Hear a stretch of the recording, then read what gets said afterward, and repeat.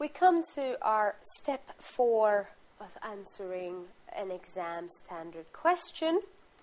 And step 4 is reading the question. So what we have done now is we've looked at the requirement, we've ascertained how much time we have already decided what's our preferred question, and we've also looked at the instructions to tell us what is it that we are instructed to do, how much time is it that we want to spend on that question.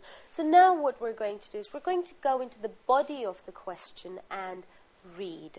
So I'll bring in front of you the question, Peter Sheik, from the pilot paper, and what I'll tell you is pause the tape and have a read of the question. Just scanning the question, what you can see is that this question has got information about employment income, and then it's got information about property income, and then there is some other information given to us as well. So pause the tape and read the question, Peter Sheik, question 1 in the pilot paper. Right, I'm hoping you've had a read of Peter Sheik from the pilot paper, question 1. And what I'd like to do is I would like to show you that when I read a question and when I look at the information given to me in the body of the question, what comes to my mind, what is running through the brain here. So I'm going to read the question again with you. Peter Sheik is employed by Haute Couture Limited as a fashion designer. The following information is available for the tax year 2011-12. Employment. During the tax year 2011-12, Peter was paid a gross annual salary of $85,600 by Haute Couture Limited. Income tax of $45,588 was deducted from this figure under the pay as you earn. Now, the examiner has said that when he gives you salary, it's always going to be a gross salary, and if there is any PAYE that has been deducted, he will give you the figure. So you don't need to worry about calculating the PAYE figure. Moving on, part 2 of the information. In addition to his salary, Peter received 2 bonus payments from Haute Couture Limited during the tax year 2011-12. The first bonus of $14,300 was paid on the 30th of April 2011 and was in respect of the year ended 31st December 2010. Peter became entitled to this first bonus on the 10th of April 2011. The second bonus of $13,600 was paid on the 10th of April 2012 and was in respect of the year ended 31st December 2011. Peter became entitled to his second bonus on the 25th of March 2012. So a lot of dates. There are a lot of dates going on here. So when I read this paragraph, when I read this bit of information, what does this mean to me? What is being asked of me here? Bonus rules. What is the basis of assessment for bonus? Earlier of receipt and entitlement. So just by reading the information given to me, I am able to tell myself, what is it that I'm being tested on here? I've got 2 bonus payments. I have to decide, where does the bonus payments go? Which tax year do they go into? And the rule that I will be using will be the earlier of receipt and entitlement. Moving on to the third bit of information given to me. Throughout the tax year 2011-12, Haute Couture provided Peter with a diesel-powered motor car, which has a list price of $22,500. The motor car cost Haute Couture $21,200, and it has an official CO2 emission rate of 222 grams per kilometre. Peter made a capital contribution of $2,000 towards the motor car when it was first provided to him. Haute Couture also provides Peter with fuel for private journeys. So when I look at this information, what does this information mean to me, and what is it that the examiner is trying to tell me? Car benefit. what I've got here is a car benefit and even a fuel benefit, and what I'll have to do is I'll have to calculate the CO2 percentage for the car benefit purposes. Moving on to the fourth one, we're told the Taxation Limited has provided Peter with living accommodation since the 1st of January 2009.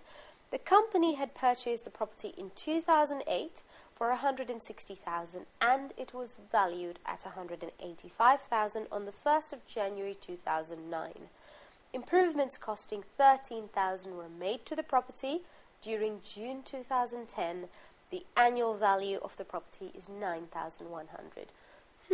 I've read the paragraph. What does this mean? Living accommodation benefit. What I will have to do is I will have to calculate some living accommodation benefit here. The next one we've got is throughout the tax year 2011-12, Taxation Limited provided Peter with 2 mobile phones. The telephones had each cost 250 when purchased by the company in January 2010. So what we know here is that 1 mobile phone is a tax-free benefit, whereas the next one falls under the use of an asset benefit. So I'm going to have to take market value of the asset when it was provided, 20% of the market value when it was provided.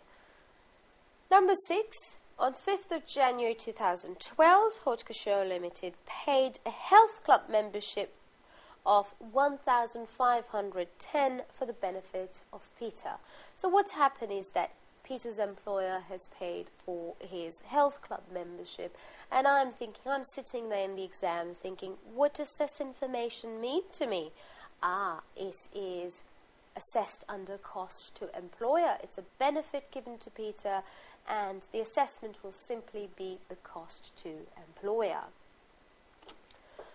Number 7, during February 2012, Peter spent 5 nights overseas on company business. Taxation Limited paid Peter a daily allowance of £10 to cover the cost of personal expenses, such as telephone calls to the family. Again, I'm thinking, what does this information mean? Daily allowance. It simply means daily allowance up to £5 for travel within the UK, £5 per night for travel within the UK, or up to £10 for travel overseas.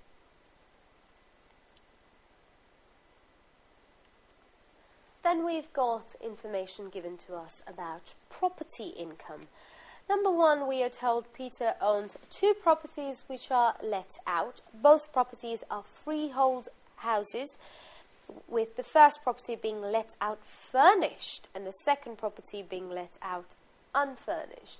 Now, if I look at this sentence, why is this sentence important to me? Because if it is furnished, there is wear and tear. If it's not furnished, there is no wear and tear allowance. Moving on. We are told the first property was let from the 6th of April 2011 until the 31st of 2011 at a monthly rent of £500 payable in advance. On the 31st of August 2011, the tenant left owing 2 months of rent, which Peter was unable to recover. The property was not let before the 5th of April 2012, and during March 2012, Peter spent £600 repairing the roof of the property. Now, I'm thinking quite a bit of dates here. What I can see is that this property was let from the 6th of April until the 31st of August, so that means it was only let out for part of the tax year, and it was not let again until the end of the tax year. So I've also got some irrecoverable debt as well. So 2 things that are important in this sentence: property let for part of the tax year and irrecoverable debt. Then I've got the third note telling me the second property was purchased on the 1st of July 2011 and was then let from the 1st of August 2011 to the 5th of April 2012 at a monthly rent of £820, payable in advance. During July 2011, he spent $875 on advertising for tenants, and for period 1st of July 2008 to 5th of April, he paid a loan interest of $1,800 in respect of the loan that was taken out for the purchase. So, again, quite a bit of information. Property lets for part of the year, some expenses that were incurred during the tax year. So, again, very similarly, what I'll have to do is I'll have to take the rent that is due less the allowable expenses. Again, sorry, that was a mistake. So I'll have to take the rent that was due for part of the tax year less the allowable expenses. Moving on to the fourth note, we're told Peter insured both the rental properties at a cost of $660 for the year ended 30 June 2011 and $1,080 for the year ended 30 June 2012. The insurance is payable annually in advance. So what I can see from this sentence is that my insurance premiums are not running hand in hand with my tax years. What you see is that there is some overlap between the insurance premiums and the tax year. They're not going together.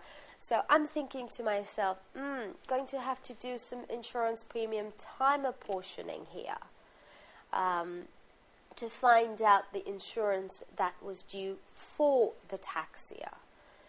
The last note, wherever possible, Peter claims wear and tear allowance, and we've already talked about that. When a property is furnished, we get wear and tear allowance. When a property is not furnished, we don't get any wear and tear allowance. Other information. During the tax year 2011-12, Peter received building society interest of $4,160 and dividends of $4,320. These were the actual amounts that were received. Now, what does this information mean? Building society interest, is it received net? Is it received gross? Dividends, received net, received gross. So we're going to have to start thinking of how these incomes are received. Note 2 is on the 4th of August 2011, Peter received a premium bond price of $100. Again, a tax-free item there. So looking at these bit of information, I'm thinking investment income, is it received net? Is it received gross? Is it tax-free? What am I going to have to do when I'm answering this question? Note 3, during the tax year 2011-12, Peter made gift aid donations totaling $2,340 net to national charities. Looking at this, what comes to mind? Yes, the extension of basic and additional rates using the gross donations given. So, what we've done here is we have read the question, and just by reading the question, what we have seen is that yes, we have managed to get to tell ourselves what is it that the sentence is saying to us, and what is it that what does it mean? What we have done here is we have looked at the information given to us in the body of the question and tried to tell ourselves every time we read, why is it that I've been given this information? What does it mean when the examiner has mentioned a particular item to me? So, what have we learned from reading the entire body of the question?